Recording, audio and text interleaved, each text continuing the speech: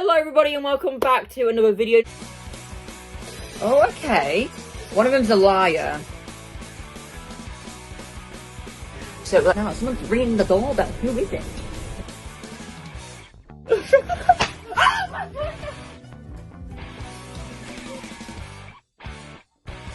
Now today in this video we're going to be reacting to disturbing text messages with a disturbing backstory. No, text messages with a disturbing backstory. That's what we're going to be reacting to. It's a Mr. Nightmare story. Let's not beat around the bush. Let's get straight on with it with this in 3, 2, 1. Let's go. Text stories with disturbing messages. Okay, everybody, are we all ready? We are ready. On March 4th, 2022, March 4th. These were the texts 21-year-old college student Gavin received. So we got Gavin over here, 21 college student. Hey, is this Gavin? Hey, is this Gavin? Yes. Who is it? Question mark. It's Alex. Why you send your location? I'm at home. What the fuck happened to you? What number is this? I'm using my friend's phone. We're standing at the bar. Can you call us and Uber to your house? Can you call What us? if? Why don't you just do it, lol? Dude, my app isn't working. Just figure it out. I don't know what that means. My app isn't working. Just figure it out. I don't even know. Do not send your address. I feel like this is definitely staged up. Don't do it. Gavin was out with his friends Alex and Omar. Don't do it. Don't be sending your address to random strangers. Parliament. Okay. The trio was getting ready to wrap up the night. Yep. Alex stayed behind when he saw other friends at the bar. Right. So Gavin and Omar went home, and about an hour passed with no contact between the three. Maybe like he accidentally lost his phone. Gavin received the text from the random number. As you see, they claim to be Alex using his friend's It's not Alex. I don't think it's Alex. I don't. He was using his friend's phone, who Gavin apparently had never met before. He was asking Gavin to call him an Uber, since according to him, it wasn't working on his phone. Liar. Gavin refuses, Liar. basically noting how silly that sounds. Very silly. silly. Tells him to call his own. Well done, Gavin. The conversation picks up here, where Alex agrees to apparently call his own Uber and asks for Gavin's address. Gavin stated that this was around the time he was becoming slightly suspicious. Why did you send the address? However, not without making a comment about how he should memorize his address by now. He says he cut him some slack due to the fact that he was drinking. Gavin asked him why he was using his friend's cell phone, to which he got a response that Alex lost his phone. Why would you send your address? He know that they're on their way. And when Gavin asks Alex if he knew his friend, he responds, nah, he's cool though. 10 minutes later, the number sends a text that truly starts to make the conversation suspicious. What is it? Can we just come in through the front door when we get there? No, you can't. As if asking Gavin to leave the door unlocked. No. It was at this moment that he started to question everything about the interaction. Don't do it. The first text being, hey, is this Gavin? No. Gavin to call them an Uber. Lock that door. Ring the police. You've done a very big mistake and went to voicemail. Very big mistake. Tried to text and call Alex's number repeatedly, but it would just keep going to voicemail, and the text would just say delivered. What have you done? Gavin stopped answering this foreign number. Should never sent your address. Never. Ask him if he'd heard anything from Alex. No. To which Omar said he had not. After reading Omar all of the texts, Omar agreed something was off. Well, good Omar's got a brain. But there was no number listed online to call. Oh, around this time, the number texted Gavin again, who is this? Saying, we're here, open the door. Oh no! Gavin went to the front door and looked through the peephole of the door. There was no one in immediate view though, which maybe at first would have implied it was all a prank. Yeah? But when there was a knock at the door, Gavin checked the peephole again. There was still no one on the other side. Reality of the situation was setting in now for Gavin. As this was no longer just texts on a screen. No, this is somebody at your house. Someone was actually on the other side of Somebody's his door. there. So they're coming to get you. Straight to the point. They reply with simply LOL. Gavin asks again, who is this? And they reply, open the door. So instead of answering again, Gavin calls the police. Open the door. The knocking persists for a few minutes, in long intervals. Then it stops for good when the person or people on the other end realize Gavin was onto them. They probably got bored. Gavin went on to DM one of Alex's friends who he was hanging out with after he and Omar left. Oh no. And almost instantly, the friend DM'd him back explaining that he, Alex, and their other friend lost his phone, Scott lost his wallet and phone. We're in hospital right now. Badly injured and went to the hospital. Alex's phone had been stolen, while one of his friend's wallets and phone was stolen. Alex not having a password on his phone meant all of his info and conversations were accessible. What? Have a password on that? That's very silly. Getting his phone very silly. The police report that Gavin would get from the police who came to his house would later help Alex in getting his service provider to replace his stolen phone for him. The lack of a password on the phone meant the thieves were able to gain information, such as Alex and Gavin's conversation, where they would deduce that Gavin was home alone and an easy target. Yeah. So if Gavin didn't catch on to the suspicious situation, Gavin needs to rethink every situation now and be like, is someone trying to break in?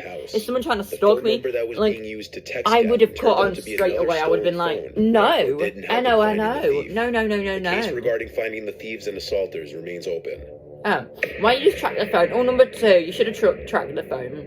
These texts were received by an anonymous viewer from his dad's ex-girlfriend, who will be named Kathy for the purpose of this recounting. Hello, the viewer will be called Rob. The reason Rob's dad ended things with Kathy was because of her increasingly erratic and delusional tendencies. Her mental health was declining for unknown reasons. Oh, goodness. Rob's dad was dating Kathy for about half a year, and Rob's grandparents both passed away during that time.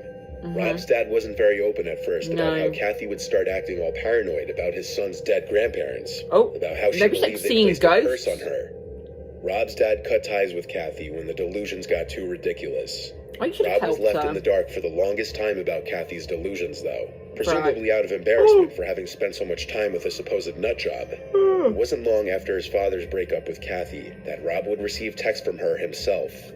When her attempts at reaching his father no longer worked, she clearly went to him instead. It's like, Kathy texted Rob, "Hey, sweetie, I need your help." Rob replied, "With what? What's up? Your father parents put a curse on me. I need to tell me the cemetery and plot they were buried at." What do you mean they put a curse on you? What do you mean they put a curse on you? They put a curse on her. I keep hearing their voices and having bad premonitions. I know it sounds crazy, but I needed to stop. I hope she gets help. Of course, being told by somebody that they were hearing your dead grandparents' voices would be a clear indication that the person is completely unhinged. So Rob went to show his dad the texts. His dad laughed and told him to just ignore her. Rob she might need serious help. Go and help her. Just let her continue to text him to see how crazy her texts would get. She followed up later that night with, "I need to exhume their grave. If you help me out, I will sleep with you. I know you've always checked me out whenever I was in your dad's house." Absolutely inappropriate. Rob still didn't answer, and the next Very day, inappropriate. her text got a little more graphic. Very.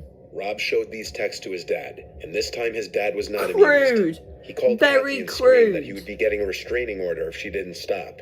When he hung up, she kept trying to call until he ended up blocking her number. Block that same bitch. Night, while Rob's dad was asleep, Rob was still in his den watching a show when he heard the doorknob jiggling. He went to look through the glass atop the door. She broken Kathy fiddling with a knife in the key slot of the doorknob.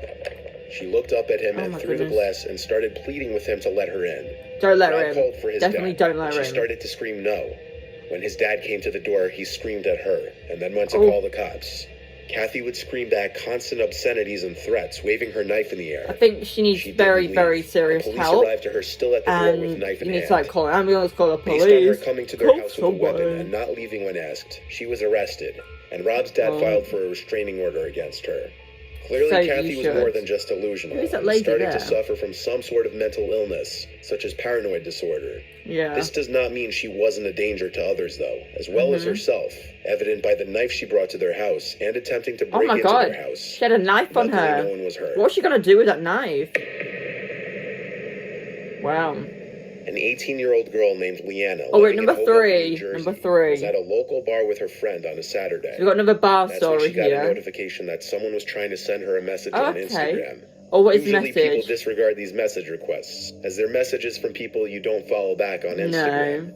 In a girl's shoes, those message requests are 9 times out of 10 men sending them flirtatious and often creepy messages. Oh my god, I'm so a lot of people don't ever check these messages. Keep yawning. But sometimes when you get that notification that someone sent you a message request, curiosity gets the better of you. That is very true. In this case, very true. Leanna opened the DM, and it was from some random account with no profile picture and no followers. Oh, you should have said no, you wasn't there.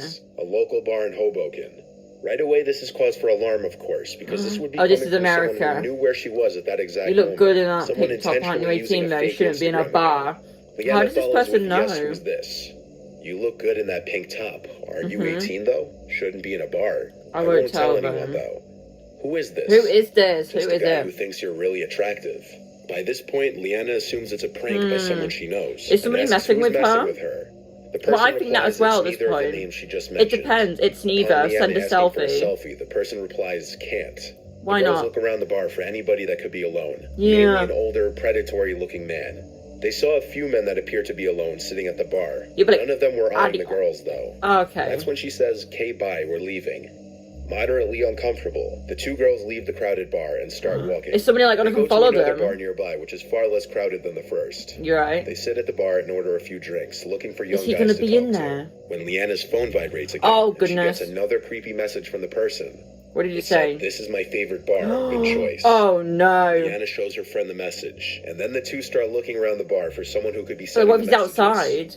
And as if he was looking to be found out, Leanna saw a man sitting on the bar stool closest to the door, looking at her with a blank, wide-eyed expression. So he's in there. She says the best way she could describe his appearance was the killer from the movie The Lovely Bones, mainly because of his glasses, hair, and mustache. Very creepy. They made extended eye contact, to the point that it seemed the man was outwardly trying to be creepy, oh my goodness, making it obvious who he was. Yeah. The girls asked How the did he get her Instagram? They showed him the DM she was getting and then pointed at the man, who in response to being pointed at, started looking around the room, in any direction but towards the girls. The bartender went over and told the guy in a loud, commanding voice to leave the bar without question. Good. To kick his at ass least if someone he didn't stuck leave up the for girls him. alone. The man left the 100%. establishment, surely feeling at least some sense of embarrassment, Good. as anyone would. Good. Leanna and her friends stayed at the bar for about you half don't an deserve hour, to be in the bar. only to avoid running into the man outside. Yeah. But Leanna says their mood to stay out was gone after that creepy encounter, and they just wanted to know who that was, or how he knew Leanna. Literally, how did he get her Instagram? How did he know she was 18? He's been stalking her. They began walking home. They were on 2nd Street. Oh God, is he there? One-way road, especially at the hour they were. Is he going to be there? They were being mindful of their surroundings, right? Making sure they weren't being followed. But even when you think you're Who aware is it of your gonna be? surroundings, the unexpected can always happen. Yep. Leanna and her friend heard running footsteps from behind them out of the blue. Oh no! And there was no time to react before the man grabs Leanna with one arm around her face and mouth and the other around her waist. Oh my God! He picked her up as she tried to scream and fight. He's kidnapping her! Her friend did the screaming for her. What and the continued to hit at the man. The commotion caught the attention of people from around the corner, and a few people came to the scene. He's trying to the man take released her. his grip from the girl and walked away quickly.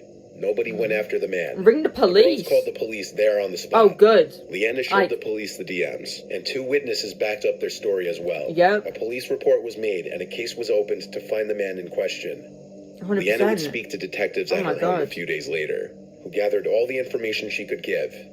They would later use the surveillance footage from the 2 bars, but the police have not yet been able to match the man seen in the footage to anybody. Oh my goodness, they didn't even catch him yet. As a precaution, she still has her Instagram disabled to this day. Yeah. If someone is dedicated enough, they can find someone through their Instagram by keeping track of what places they go to in their pictures, what school they go to, and who they associate with. That's why it often is a good idea online. to keep your Instagram private. That's what you need to do. Be safe online. I think that's everything, everybody. So we had like 3 creepy stories there for them, and that is absolutely crazy and insane. And I do hope you all have enjoyed this video. I will see you all next time for a brand new video when it'll probably be the hospital creepy tech stories. I think there's like 5 episodes about what we're going to be reacting to. I do want to say thank you very much for watching, and I'll see you all next time for a brand new video. Bye-bye, everyone. Oh, okay. One of them's a liar. So, now someone's ringing the doorbell. Who is it?